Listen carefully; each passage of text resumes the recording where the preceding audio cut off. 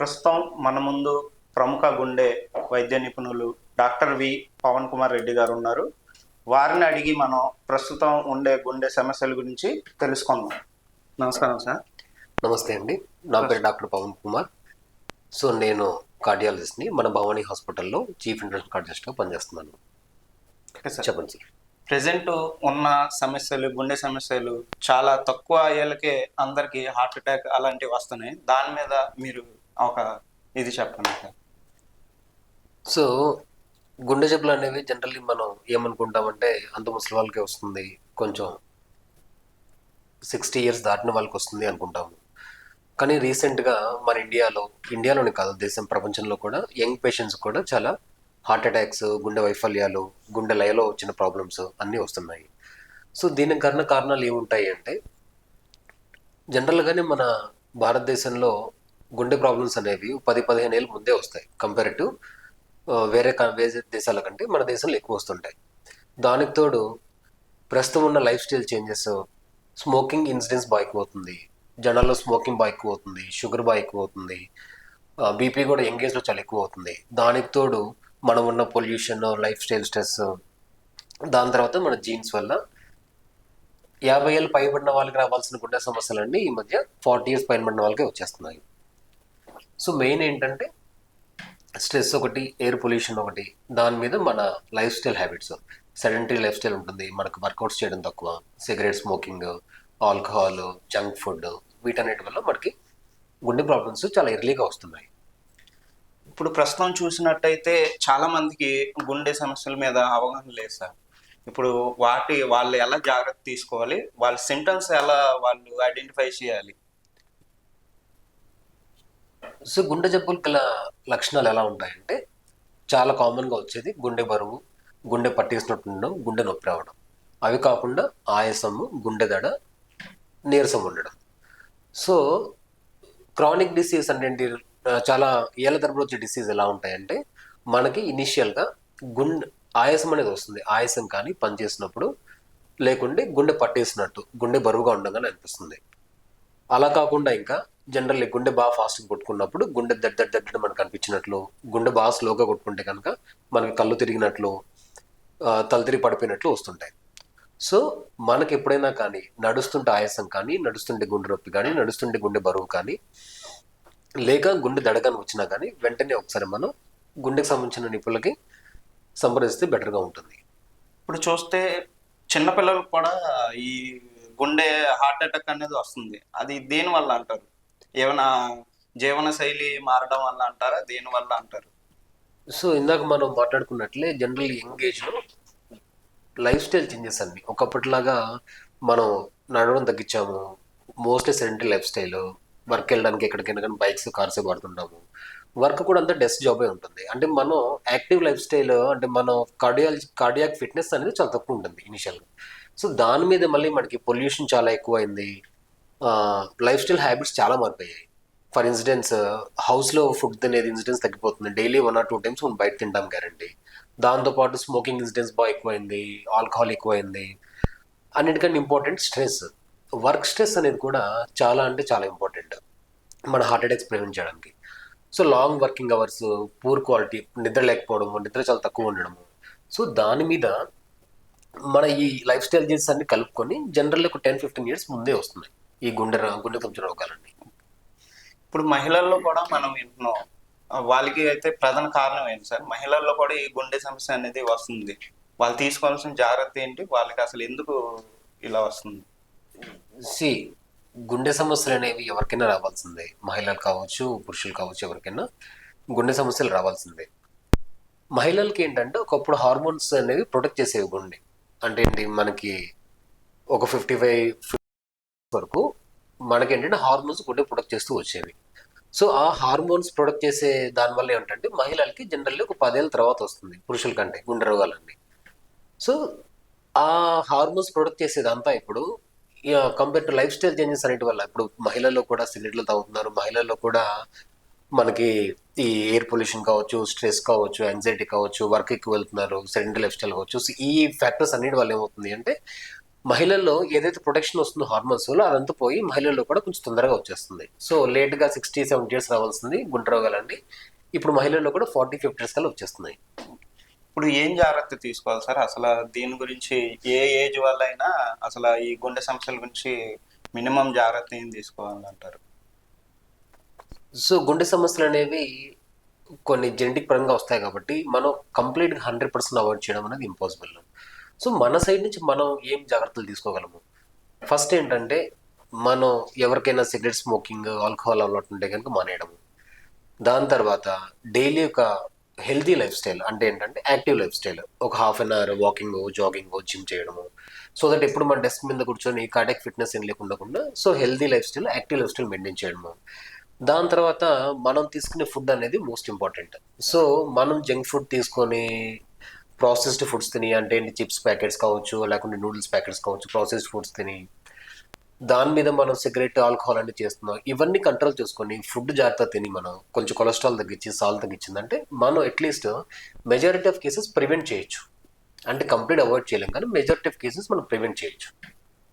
ఇప్పుడు ప్రస్తుతం ఈ సమస్య అన్నది భారతదేశంలోనే ఈ విధంగా ఉందా అంటారా, లేదా ఇతర దేశాల్లో కూడా ఇలాగనే ఉందా, లేదా దానికి డిఫరెన్స్ ఏంటి? వాళ్ళు ఏమైనా జాగ్రత్త తీసుకుంటున్నారా, మనం ఏమైనా నిర్లక్ష్యం చేస్తున్నామా?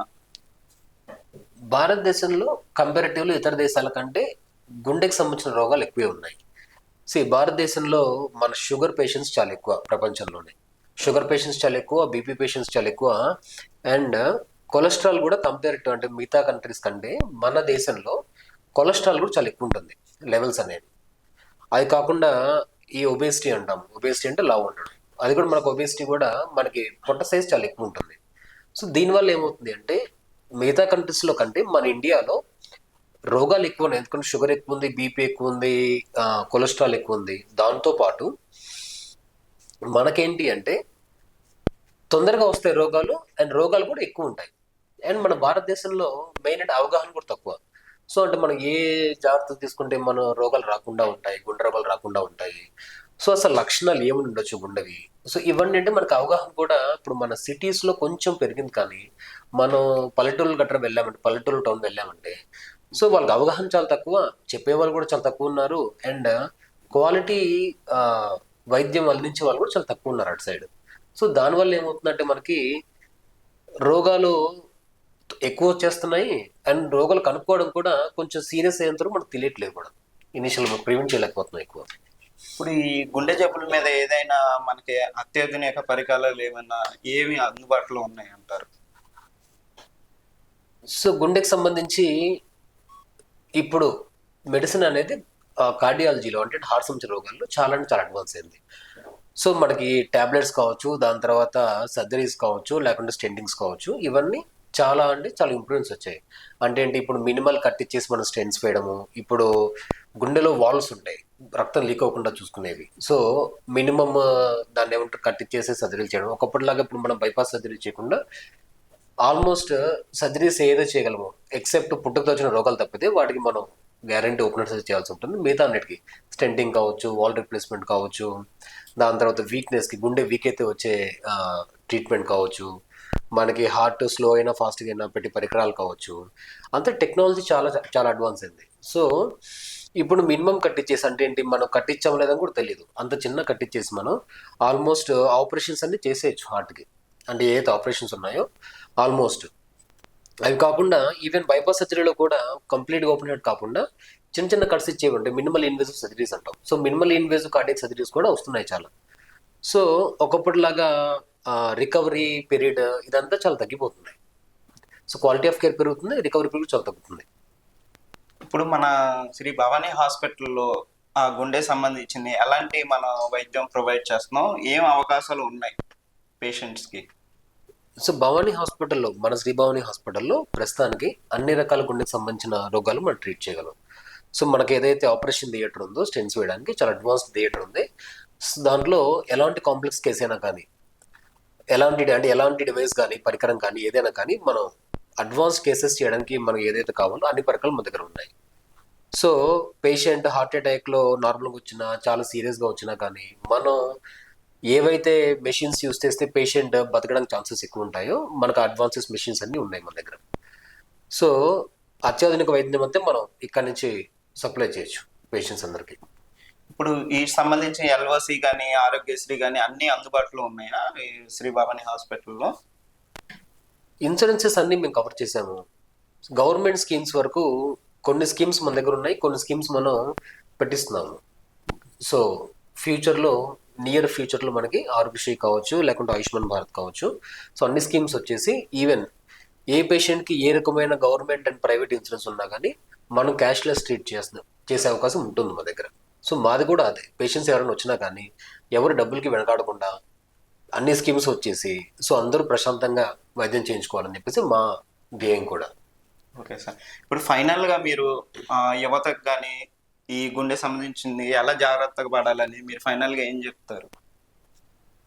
సో ఒకటి, ముందు అవగాహన కొంచెం ఇంప్రూవ్ చేసుకోవాలి. సో గుండెకి సంబంధించిన ఇబ్బంది ఏముంటుంది, సో ఎప్పుడైనా కానీ మనకి ఛాతీలో పట్టేసినట్టు కానీ, బరువు ఉన్నట్లు కానీ, పిండేసినట్లు కానీ అనిపించినా కానీ, చేయి లాగుతున్నప్పుడు అనిపించింది, ఛాతీలో నొప్పి వచ్చినప్పుడు చేయి లాగడం కానీ, లేకుంటే బాగా గుండెలో బరువు వచ్చినప్పుడు బాగా చెమటలు పట్టేసినా కానీ, సో మనం యాజ్ సూన్ యాజ్ పాసిబుల్ ఒక డాక్టర్ని కన్సల్ట్ చేసి అట్లీస్ట్ ఈసీజీ అని తీయించుకోవాలి. సో గుండె నొప్పి అంటే హార్ట్ అటాక్ అంటే జస్ట్ గుండెలో రాదు, జనరల్ అప్పుడప్పుడు ఇండేషన్లా అనిపిస్తుంది, చిన్న చిన్న ఆయాసం వస్తుంది, కడుపులో బరువులా అనిపిస్తుంది, కడుపు ఉబ్బరంలా అనిపిస్తుంది. సో ఒక 40 ఏళ్ళు దాటిన ప్రతి ఒక్కరికి ఇలాంటి ఇబ్బందులు ఉంటే కనుక మనం ఫస్ట్ గుండెకి సంబంధించిన రోగం ఉందా లేదా అని చెప్పేసి మనం రూల్ అవుట్ చేసుకోవాలి. సో మనం ఏదైతే గ్యాస్ అనుకుంటామో అది మనం దాన్ని ఏమంటారు, గుండె సంబంధించిన రోగాలు తీసిన తర్వాత గ్యాస్ అనుకోవాలి. సో అది మెయిన్. రోగం వస్తే కనుక రాకుండా ఉండడానికి మెయిన్ హెల్దీ లైఫ్ స్టైల్, ఒక 30 మినిట్స్ డైలీ వాకింగ్ చేయడము, జాగింగ్, వాకింగ్, ఫుడ్ ఇంటేక్ మనం జాగ్రత్తగా తీసుకోవడము, జంక్ ఫుడ్ తగ్గించడము, ప్రాసెస్డ్ ఫుడ్ తగ్గించడము, సాల్ట్ తక్కువ తినడము, ఆయిల్ తక్కువ తినడం, కొంచెం దాని మీద సిగరెట్ స్మోకింగ్, ఆల్కహాల్ ఇవన్నీ తగ్గించడము చేసుకుంటే మనం మన కార్డియాక్, మన హెల్త్ని మనం ప్రిజర్వ్ చేసుకోగలం. ఇప్పుడు ప్రముఖంగా చూసినట్టయితే వ్యాయామం చేస్తే అందరూ బాగుంటారు అని అనుకుంటారు, కానీ చాలా మంది ప్రముఖులు వ్యాయామం చేస్తూ హార్ట్ అటాక్ వచ్చి చనిపోయిన కథనాలు ఉన్నాయి. దాని మీద మీరు ఏమంటారు? ఒకటి, ప్రేమికులు చాలా మంది వ్యాయామం చేస్తూ చనిపోయారు. ఒకటి ఏంటంటే వాళ్ళు ఆ టైంలో వాళ్ళు ఎంత డైటింగ్ చేస్తున్నారు, ఏంటి ఫుడ్ ఇంటేక్ ఎలా ఉంటుంది, చాలా ఎక్కువ డైటింగ్ చేస్తున్నారా, సప్లిమెంట్స్ ఏం వాడుతున్నారు. సో చాలా ఫ్యాక్టర్స్ ఉంటాయి. ఏంటంటే మనం ఎక్సర్సైజ్ చేస్తున్నప్పుడు ప్రాణాలు పోతున్నాయి అంటే అది ఎక్సర్సైజ్ వల్ల కాదండి. సో వాళ్ళు డైట్ ప్లాన్ ఎలా ఉంది, ఎక్కువ డైటింగ్ చేస్తున్నారా ఏంటి, వాళ్ళ టార్గెట్స్ ఎలా ఉన్నాయి, అండ్ సప్లిమెంట్స్ ఏం తీసుకుంటున్నారు, సప్లిమెంట్స్ రికమెండెడ్ సప్లిమెంట్స్ ఏమున్నాయి, సో రికమెండెడ్ తీసుకుంటున్నారా, రికమెండెడ్ తీసుకోవట్లేదా, సో వీటన్నిటి మీద ఆధారపడి ఉంటుంది అదంతా. బట్ వ్యాయామం చేస్తే హార్ట్ ప్రాబ్లం తగ్గుతుంది, కానీ డెఫినెట్గా హార్ట్ ప్రాబ్లం పెరగదు. సో అదైతే గ్యారంటీ. సో జిమ్లో మనం ప్రాణాలు పోతున్నాయి కదా అని చెప్పేసి వ్యాయామం ఆపితే కనుక మనకి గుండెకి సంబంధించిన ఇబ్బందులు ఎక్కువయ్యే ఛాన్స్ ఉండదు, తక్కువయ్యే ఛాన్స్ ఉండదు. సో మల్టిపుల్ ఫ్యాక్టర్స్ ఉంటాయి ఆ టైంలో హార్ట్ అటాక్ ఎందుకు వచ్చింది ఏంటి అన్నట్లు. సరే, ఇప్పుడు కరోనా వచ్చిన కానుండి మనకి ఏంటంటే మన లైఫ్ స్టైల్ ఇవన్నీ చేంజ్ అయింది. దాని తర్వాత ఈ వ్యాక్సిన్ వల్ల కూడా ఈ హార్ట్ స్ట్రోక్ ఇవన్నీ వస్తున్నాయి అని ఒకటి చెప్తున్నారు. దాని గురించి మీరు ఏమంటారు? వ్యాక్సిన్ వల్ల మనకి గుండె రోగాలు వచ్చే, లేకుంటే హార్ట్ అటాక్స్ వచ్చేది, గుండె వైఫల్యం వచ్చే ఛాన్సెస్ చాలా అంటే చాలా తక్కువ ఉంటుంది. సో వ్యాక్సిన్ చేస్తే మనకి వ్యాక్సిన్ వల్ల అడ్వాంటేజ్ ఉంటుంది, కానీ దానివల్ల వచ్చే హార్మ్ చాలా తక్కువ ఉంటుంది. సో కరోనాని వ్యాక్సిన్ చేసామనుకోండి, కరోనా చాలా తగ్గుతుంది. సో వ్యాక్సిన్ వల్ల హార్ట్ అటాక్ వచ్చే ఛాన్స్ లక్షల్లో ఒకరికి కానీ లక్షల్లో దగ్గర వస్తుంది అంతే. సో లక్షల్లో ఒకరికో ఇద్దరికో హార్ట్ అటాక్ వస్తుందని చెప్పేసి కరోనా వ్యాక్సిన్ వేసుకుంటే ఏంటంటే మనకి చాలా అంటే చాలా మంది ప్రివెంట్ చేయొచ్చు మనం, అంటే severe corona so very minimal దాని రిస్క్ ఉంటుంది అంతే. సో అంటే లక్షల్లో ఒకరు వచ్చే దానికోసం మనం 1,00,000 మందిని మనం రిస్క్లో పెట్టలేము. సో వ్యాక్సిన్కి గుండె ప్రాబ్లంకి చాలా మేజర్ అంటే మేజర్ ఏమీ లేదు అసలు, చాలా అంటే చాలా తక్కువ రిస్క్ ఉంది. అది ఏ వ్యాక్సిన్కైనా ఉంటుంది, కరోనా వ్యాక్సినే కాదు. ఇప్పుడు మనం చిన్నపిల్లలకి ఆల్మోస్ట్ అన్ని వ్యాక్సిన్స్ ఇస్తాం, మనం అన్ని వ్యాక్సిన్స్ కూడా ఎంతో కొంత కార్డియాక్ రిస్క్ ఉంటుంది. సేమ్ అలాగే కరోనా కూడా ఉంది, కానీ చిన్న రిస్క్ ఉంది కదా అని చెప్పేసి మనం వచ్చే మేజర్ బెనిఫిట్ని మనం వదులుకోకూడదు. సో వ్యాక్సిన్ వేయించుకుంటే బెటర్గా ఉంటుంది. ఇప్పుడు మన శ్రీ భవానీ హాస్పిటల్లో ఒకటి ఇది పెట్టారు, మన పథకం 999 ఒకటి 4999కి. దాని గురించి ఒకసారి ఎక్స్ప్లెయిన్. ఇందాక మనం అనుకున్నట్లు మన విలేజెస్లో, టౌన్స్లో quality health care affordable health care provide చేయాలనేది మా ధ్యేయం బేసికల్లీ. సో ఈ 999 499 ప్యాకేజ్ ఎందుకు పెట్టాము అంటే, సో దట్ మనకి అడుగున ఉన్న వాళ్ళకు కూడా ఎక్కువ ఖర్చు లేకుండా మన క్వాలిటీ వైద్యం అందించి అంటే ప్రివెంట్ చేసేలాగా, సో వాళ్ళకి అవగాహన కల్పిద్దామనే ధ్యేయంతో మనం ఈ 999 499 పెట్టాం. సో దట్ ప్రతి ఒక్కరూ వచ్చే సర్వీస్ అవైల్ చేసుకునేలాగా, అంటే మా దగ్గర మనీ లేవు, మేము చేసుకోలేకపోతున్నాము, మాకు రావట్లేదు అనుకున్నట్లు. సో ఎక్కడ మనం క్వాలిటీలో కాంప్రమైజ్ అవ్వకుండా చాలా అంటే చాలా తక్కువ ఖర్చుతోటి ప్రజలకు సేవ్ చేద్దాం అన్నట్లు కొంచెం అవగాహన పెంచుదామని చెప్పేసి మనం మినిమం బేసిక్ ఎంతైతే పెట్టగలం అంత పెట్టేసి మనం సర్వీస్ అందిస్తున్నాం. Okay, thank you sir. So యువతకు కూడా ఈ మధ్య చాలా మంది హార్ట్ అటాక్లు వచ్చేసి ప్రాణాలు పోవడము, గేమ్స్ ఆడుతున్నప్పుడు లేకుంటే స్విమ్మింగ్ చేస్తున్నప్పుడు నడుస్తున్నప్పుడు హార్ట్ అటాక్స్ రావడం, ఇలాంటి ఇన్సిడెంట్స్ కూడా చాలా చూస్తున్నాం మనం. సో ఇలాంటి వాటి కారణాలు ఏమి ఉండొచ్చు? ఒకటి, మనం అనుకున్నట్లు ఇందాక స్మోకింగ్ అనేది చాలా ప్రివలెంట్గా ఉంది యూత్కి. సో ఆల్మోస్ట్ ఈ హార్ట్ అటాక్ వచ్చిన వాళ్ళందరూ 90% యంగ్గా 15-20 ఇయర్స్కు స్మోకింగ్ స్టార్ట్ చేయడము, 10-15 ఇయర్స్ స్మోకింగ్ చేస్తూ ఉండడము. దాని మీద చాలా మందికి షుగర్ బీపీ కూడా చాలా యంగ్గా less than 30 ఇయర్స్, ఆల్మోస్ట్ 20-25 ఇయర్స్కి షుగర్ బీపీ కూడా వచ్చేస్తున్నాయి. సో జెనెటిక్ ఫ్యాక్టర్స్ కొంచెం రిస్క్ ఉంటుంది. సో దాని మీద షుగర్ బీపీ స్మోకింగ్ ఎక్కువేసరికి మన యువతకి ఏంటంటే హార్ట్ అటాక్స్ కొంచెం ఎక్కువ వస్తున్నాయి, చాలా ఎర్లీగా, చాలా ఎక్కువ కూడా వస్తున్నాయి ప్రస్తుతానికి.